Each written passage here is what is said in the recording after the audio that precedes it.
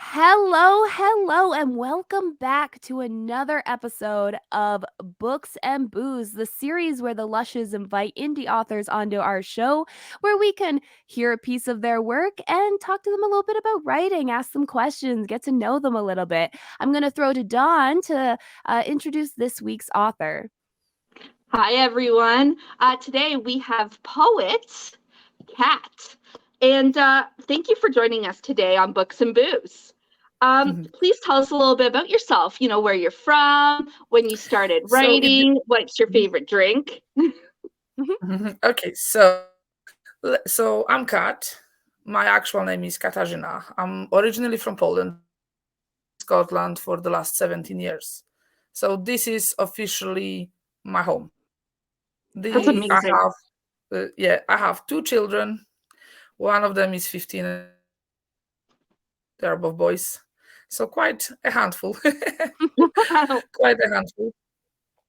Yeah, I can imagine. Yeah, so I'm an indie poet. Introduced me. I'm also, however, the classroom assistant. So I work with lots of kids in a very noisy school, playground duty, lunch duty, whatever is needed. But I think the best part of my job is really in children. I don't mind the noise, and all the voices. Yeah, I'm used to it too. Yeah, I know. We all have kids, and yeah, it gets loud. Yeah. Awesome. Do you want to tell us a bit about your poem? Geez, I just had a brain fart. Oh my goodness. I've done this a zillion times and I still I skip. Like my brain just goes zzz, zzz. Don't worry, Dawn. I edit it. How long have you been writing poems for? So I wrote was about when I was about 7 years old. And it was what I could the haiku, but I had, of course, no idea what different types of poetry were. And it was about, I think I still have it somewhere. My mom has it, somewhere as a kid. And so now I've been writing for about 33 years as I'm. Nice. So yeah. And it started like gifting poems to people as gifts. I was writing them down on a piece of paper, fashioned beautiful letter paper, with a little, in a little envelope, or putting them in a photo frame and gifting them as gifts. And a time came when I just had certain thoughts and certain lines in my head when I was maybe walking, out and about in town, and I overheard, by complete accident, not that I'm nosy or anything, or I would nature, or I would walk in the forest. Like I used to forage mushrooms with my little, I still do it. Like I done it last year in April when I was when I went to see my parents in Poland. I took my boys, to do some foraging, in for wild mushrooms. That was pretty cool. But nowadays I treat poetry as a for healing and actually expressing my emotions, because sometimes people say that teenagers especially find it hard to express their emotion, but I actually that never changes regardless, and you might disagree or agree with me that is because as an adult I still feel that there are some emotions I'm like face to face with someone, but I find it a lot easier piece of paper or like type it on on a computer. So Well, I think, like, expressing emotions and, like, learning all that, it's a learned skill. Like, to learn to feel your feelings and express your feelings and all this stuff, and, there's a lot of adults that, don't work on that. So, yeah, That's I me. agree. I suck at expressing my feelings at all. Like, Yeah. horrible. So I agree. It's like one of those things that, like, yeah, adults struggle with that too. so that's kind of why I think I turned into poetry. I always loved the fact that poetry has seemingly no rules. You can literally make, and sometimes they do work. Sometimes they are kind of my personality, really. To those who really know me, tell you that it suits me. As a form of writing. That the most suited to me and my personality, but I'm not really the one to judge. No, That's it's good. So we have two poems from you today. One you personally wrote for us, and then one from your book. Yes. Jessica, do you want to read off the words today, or do you want me to? Okay.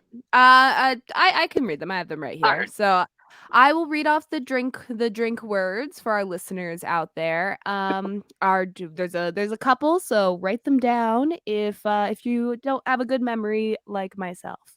Okay. Poured, fresh, mouth-watering, raspberry infused, drunk, refreshing, smashed, and booze. So I'm excited. lots of our favorite words, actually. So Lots of our favorite actions too. you know that's good.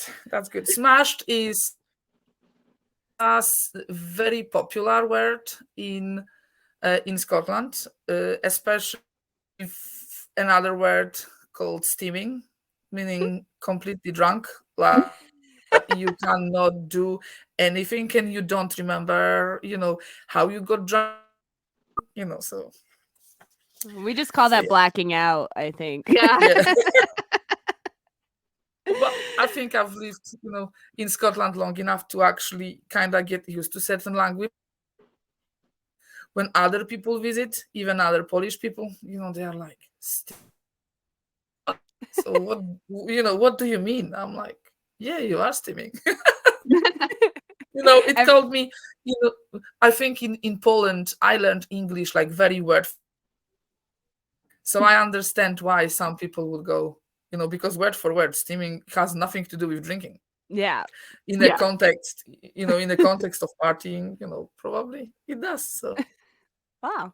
We're learning a little bit, we're in Canada, so we have like no culture. So Not even steal that stuff, we apparently. just steal it. We're a Yeah. melting pot, apparently. Okay, I'm gonna mute Canada my. is on my Oh no, yeah, continue. carry on. I is on my bucket list, so I have it in Canada. mind.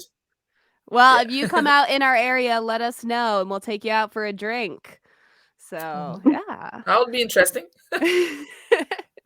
Okay, I'm just gonna mute my mic while Mhm, I'm mhm, listening to you read because I don't want to, Yes. have my slurping mhm. in interrupt.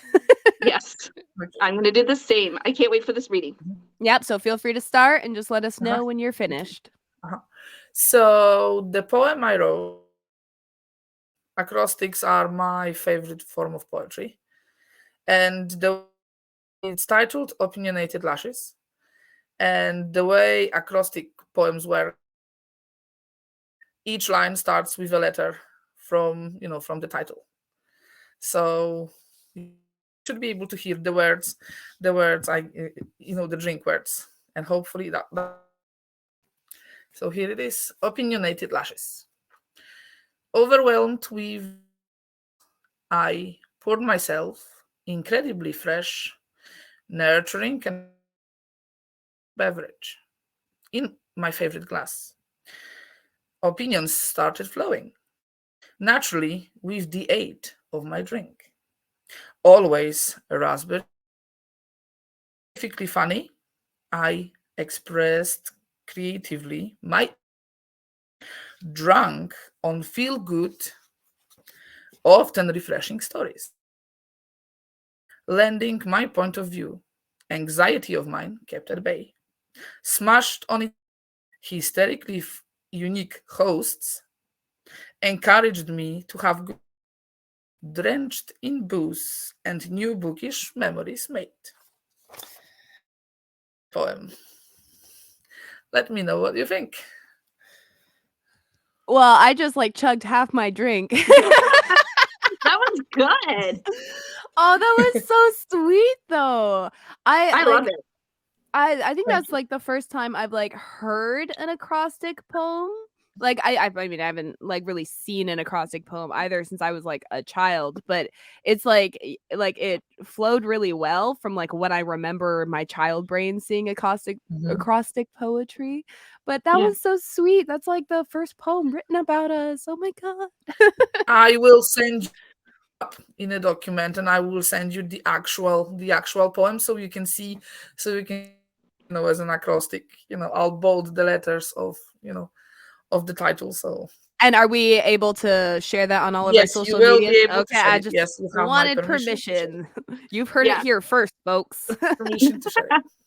So That's awesome. Okay, thank you. Well, it was already off to a you're good very start. welcome. Mhm. All right. And for the second poem, it's in what's your book called that has your poem in? I will show you. So that is Scribble, and that is my second poetry collection. And I'm going to read. I'll just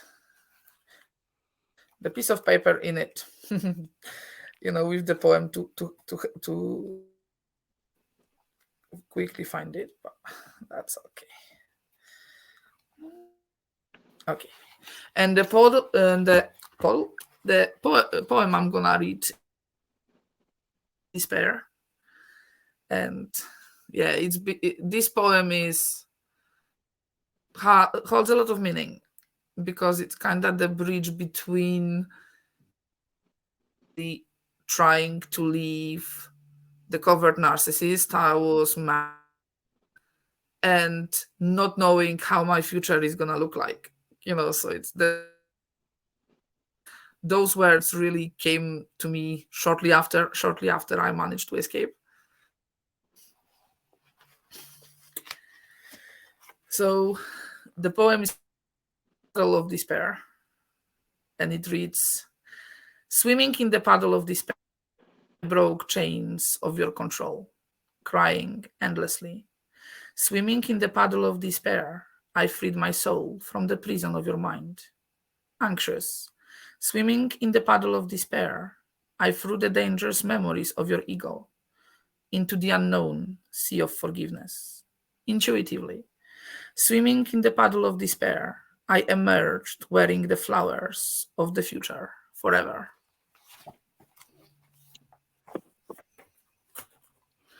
So, Wow. That was There's good. there's a lot of like imagery in there. And like thank I'm you. also a narcissist abuse survivor, so Mhm. like I I'm feel currently that. in that kind of relationship. Mhm. Is he right there? He was right there, yes. I was gonna say you're calling him out. Oh, she's just kidding. She's just Yeah, kidding. no, my husband's not, but yeah. But yeah, Yeah. so is that has it been healing for you to like write about those experiences? I think that's where I published my first poetry book during lockdown in 2020. And I think although I left him in 2012, it wasn't until really about 2017 when I finally ditched the scales and stopped caring about what people thought about me, and my body shape, and I stopped I stopped caring what other people think, and kind of tried my best to leave the judgment of others behind me. Yeah. And I took the very first time a selfie with me, like now with no makeup, just glasses on my head, which was kind of a very profound moment, because up until that point you would never see me without makeup, like you would never see me without my glasses on my face, because I felt ugly. I felt unattractive. I've been Yeah. told for I don't even know how long. Like I met him when I was 17, and he was my only boyfriend, and then became a husband. So, I've been called any and every name under the sun you can literally think of. And I realized once I started that healing journey and really invested in myself, like the little pockets of time I had, because of course my children at the time were 4 and 8 months. So I really had to make sure that I stay well enough for them.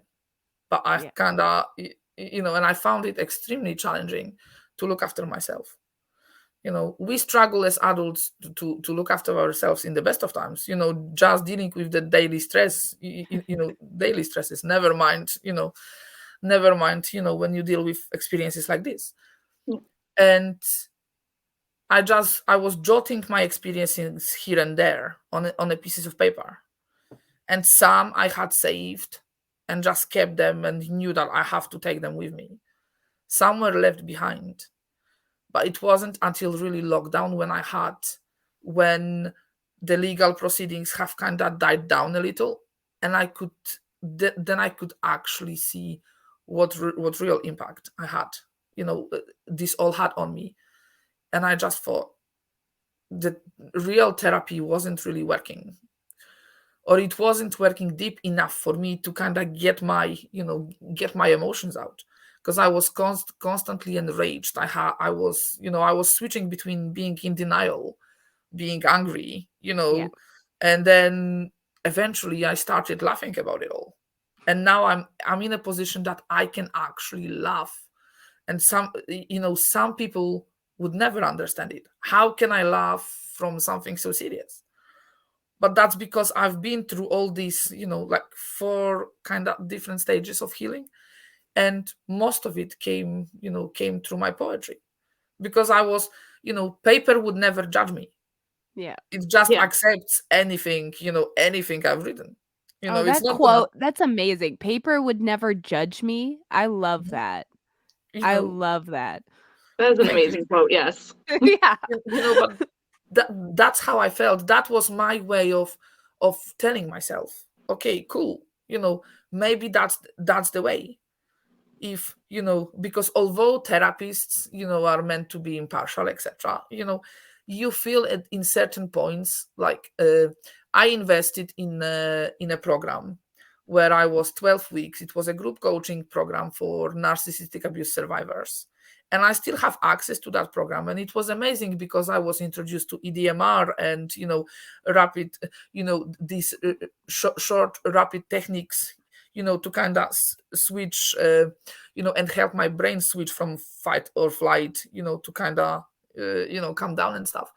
And I'm not saying that wasn't useful, but I always felt that it wasn't as personal as I would, as I needed, and paper was, paper or, intuitive drawing, sometimes I was just writing. And Mhm. Yeah. there are poems which started with just one line. And there is one poem in that book where it took me literally 2 years to write, like to complete. And I was kind of adding bits to it. And I'm thinking, that way it's not finished yet. But I wasn't ready to finish. Like I didn't know the ending. And it's almost as if it's like shows the different stages of me, of me healing. But it's not, I'm still not convinced it's fully finished. But then it doesn't stop me from including it in my next next poetry book if I really have to. But yeah, uh, that came also with forgiveness. Like very early on, I decided that I forgave him for what he's done to me. But he's never been told that, because with him being covert narcissist, I know he's never gonna care. Yeah. And anything I Yeah. say will just give him the power to control me even more, and like will give him the little tiniest bits of hope that maybe it is indeed the phase, as he used to call it, that's a phase that I just left and I will come back. Strangely, it's been what I left in 2012. We are in 2023, and no, I'm not going back. No Yeah. chance. Yeah. You It's been know, over a decade. Are you good? yeah, Yeah. You're It's been not exactly. going 11 back. years. Like, Yes. I'm good. There has been plenty of mojitos, and other, vodkas with cranberry all the juice and lemonade, mojitos. you know. and Ah, other the best drinks, healing. to aid me, the process of healing. But I think I'm good. I'm at least at the stage where I can talk about it. I can share my experience. Still have emotions, but different kind of emotions, because these are the emotions now where I can portray them better. I can name them, but I don't get this, anxious feeling anymore. I don't get heart palpitations. I don't get sweat. I don't sweat, at the even slightest thought of him being around me or in a close proximity. And I'm glad that I used poetry and the journey I've been led on. But I can see how much even my two books have changed. Like the first one was really the deep. Like there was a lot of anger, a lot of Mhm. despair, a lot of denial, uh, and this kind of different. Why me? Like constant questioning. Why me? Why did I let somebody take so much power away from me?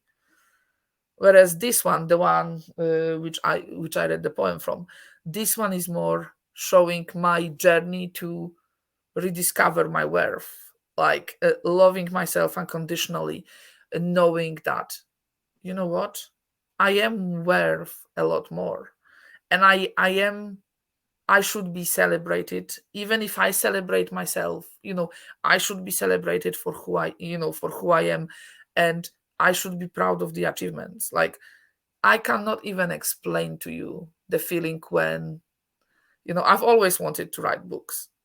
And the moment I held my very first book, which is that's my first book. Oh, wow.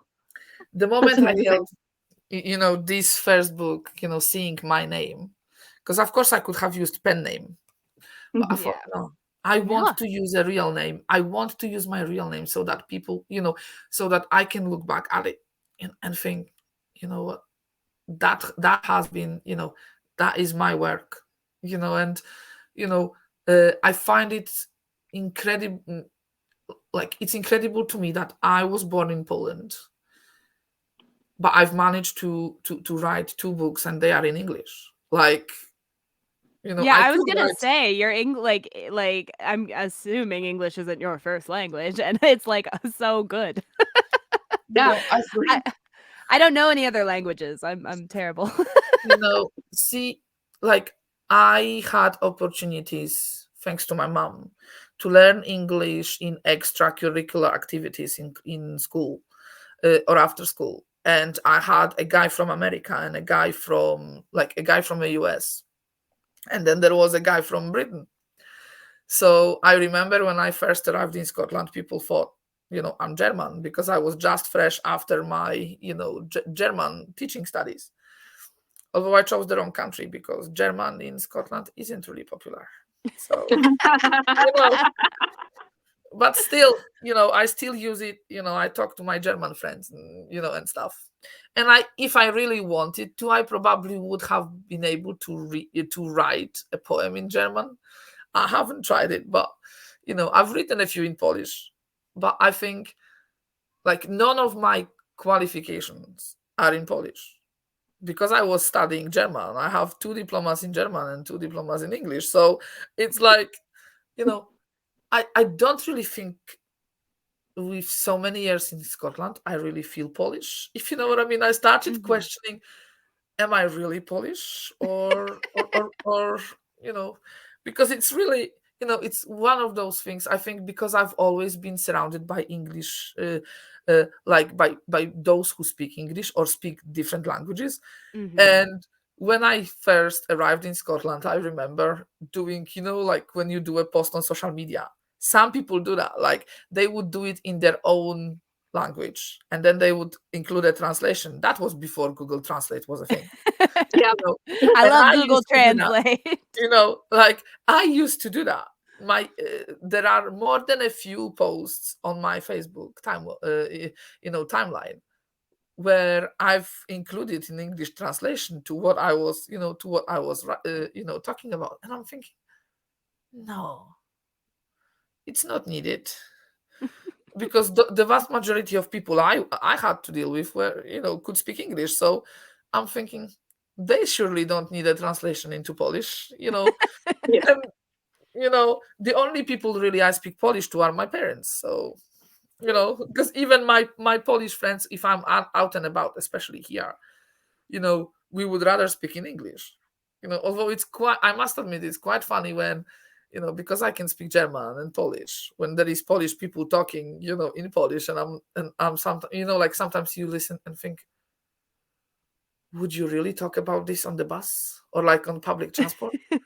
Should that not be a private conversation?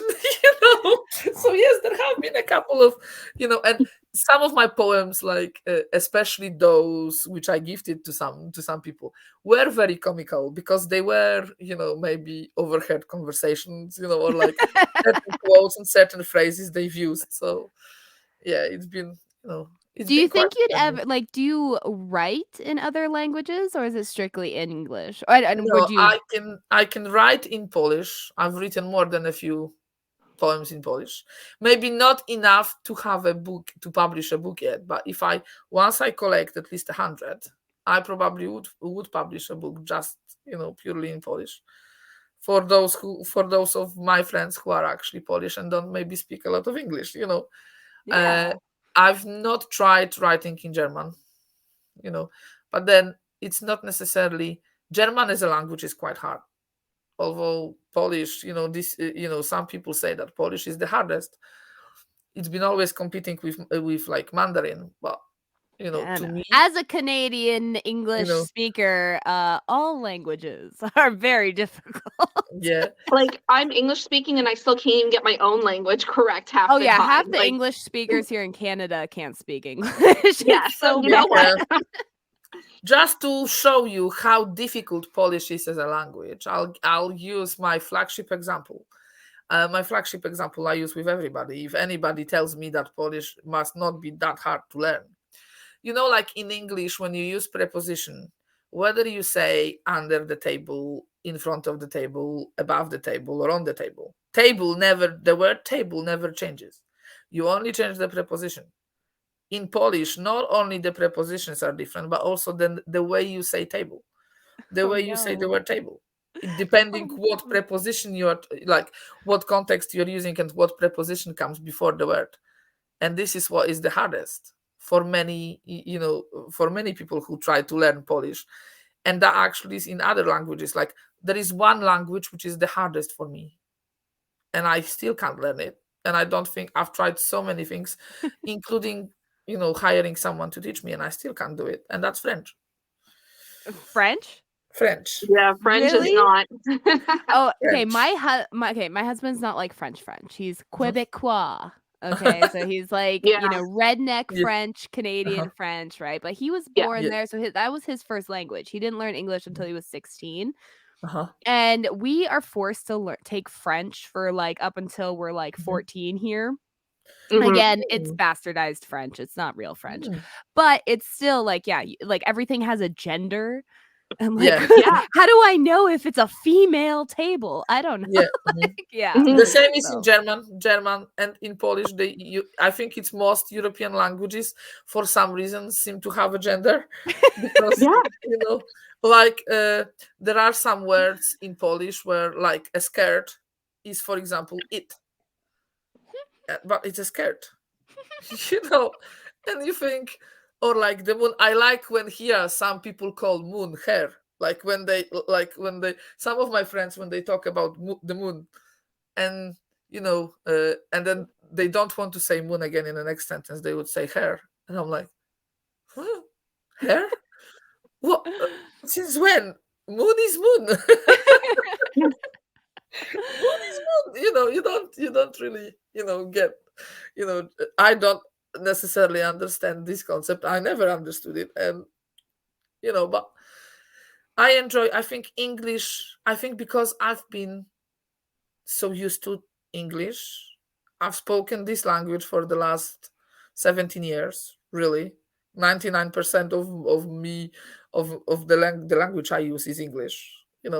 I think it became natural, Yeah. especially Yeah. that I don't need to really look at the grammatical English, especially in poetry. you know some people will dispute it. Some people say you should have an editor for a poetry book, but then do you really need an editor where there is no rules? Like, novels Yeah. are different because you've got plots, you've got characters, you've got scenes. But poetry, if you can literally make up your own rules, like, don't get me wrong, there are types of poetry like villanelles where are strict. You've got 19 lines and certain rhyming pattern or like certain repetition. I can understand that in those, but that still is, I think it's in some way that could take away either the imaginary or really the emotion, Mhm. a poet wants to portray.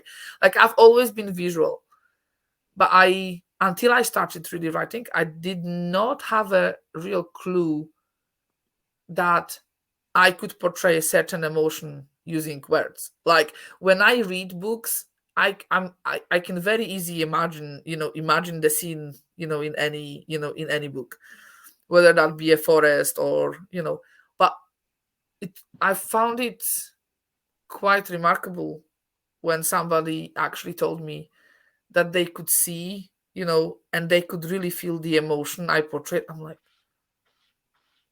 how? It's just bunch of words, but somehow it works. So Mhm.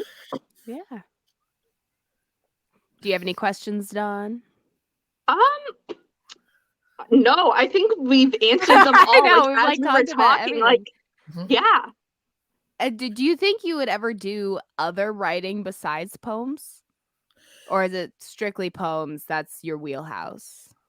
I think I would say that poetry is the one form I feel most comfortable with. But I've done like my poetry books. What I've done is there are no real chapters, but what I've done, I'll show you.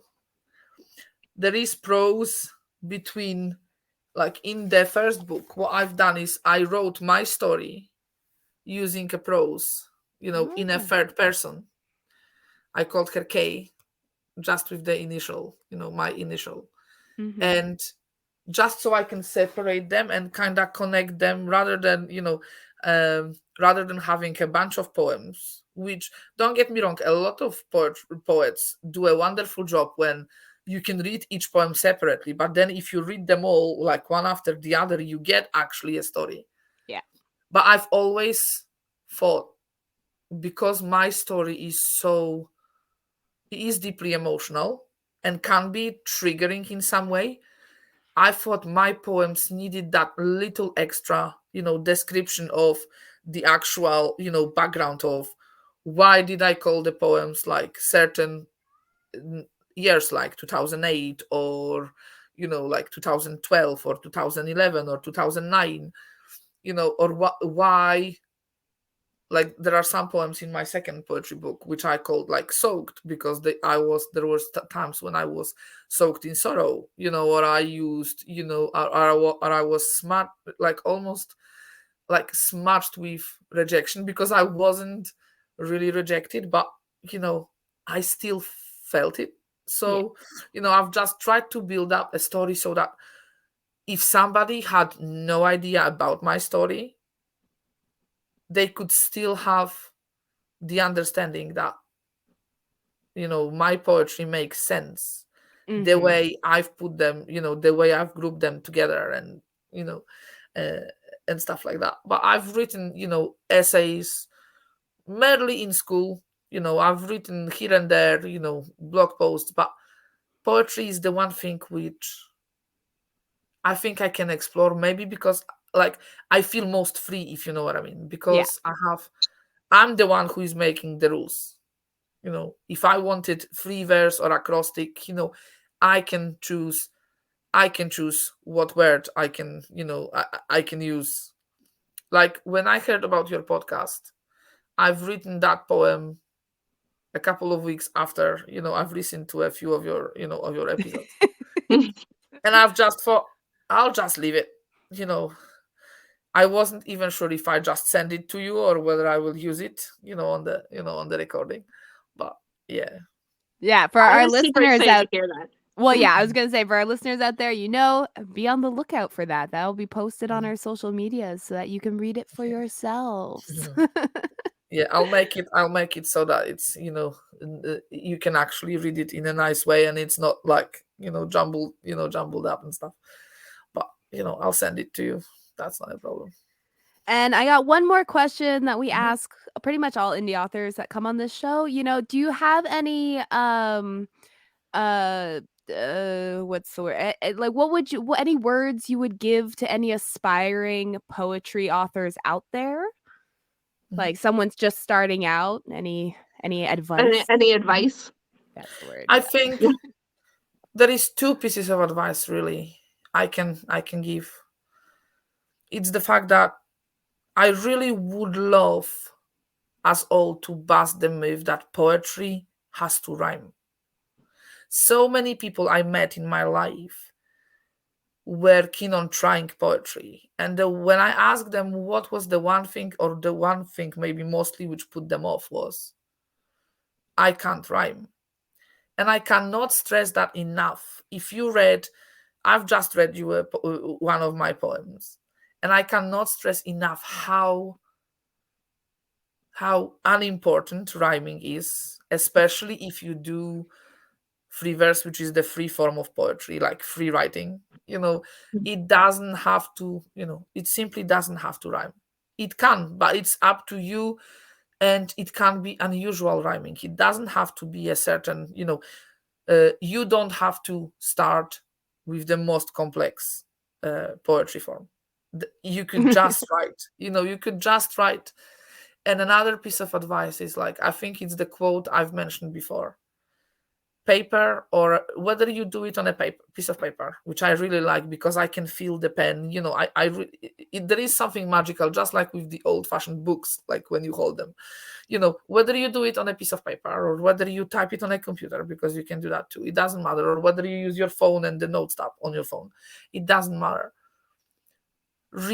It's good to remember that paper doesn't judge. Like, you can literally treat it as a brain dump, or a word rampage, and just put your feelings uh, on a paper or type them out.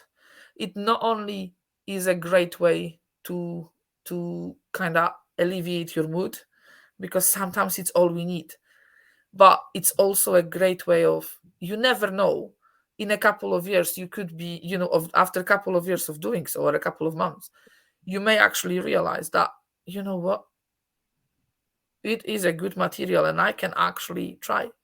And maybe one more little tip is, like, don't be afraid to put it out there, because there will be always somebody who needs to hear that message.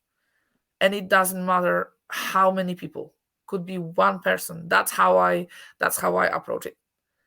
Whether I have one book sale, or whether I have, one review, or what, this is, you know starting small is all that matters, you know Mhm. so Yeah, that's good advice. That's good That's that's advice. great what I would advice. say. Well, Thank you. thank you so much, Kat, for coming on and reading You're for us welcome. and again writing a poem about us. I feel like we made it, Dawn. I We're know. like famous. Like what? We're so What? famous now. You're And very again, welcome. It I was a know. pleasure. And again, you can find all of Kat's link in the link tree there, or sorry, in the what's it called? The ticker, the banner, Yeah. in the banner Instagram's there. on the Yeah. banner. The Instagram on the banner, and it will be below in the description of this episode where you can find her poetry books. Yeah. It was a pleasure, Kat. Thank you for joining us. Thank you so much for giving me the opportunity, and I really enjoyed my time with you. And yeah, I cannot wait for all the other episodes which you have lined up. You have gotten yourself a very big fan. Aw, that is Thank so good to hear. you. Thank Okay. you. Good night, everyone. Good night. Good Good night. night. Good night. Okay, I'm not gonna end the recording right now. Kat, can you read each poem one more time just so that I have an extra recording of it in case I have to edit the audio? Aye. Yeah. Of course. Just I want to make sure that it's like good and clear. Okay, no problem. Me. No problem. So, okay, I'll start with the acrostic. Okay, Perfect. are you ready? So you can just show me if you're ready. So, okay.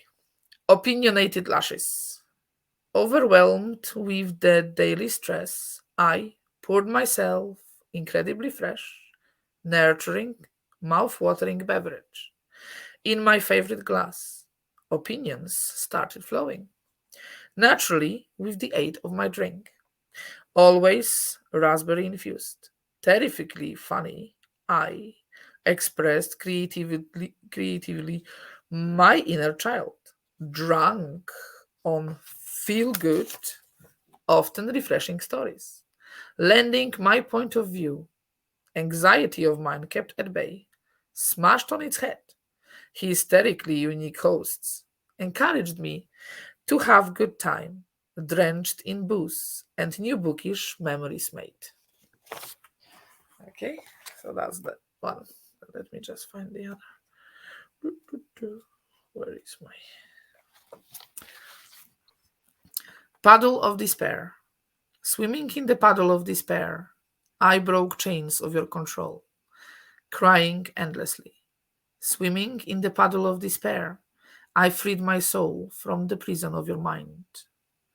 Anxious, swimming in the puddle of despair, I threw the dangerous memories of your ego into the unknown sea of forgiveness. Intuitively, swimming in the puddle of despair, I emerged wearing the flowers of the future forever. There you go.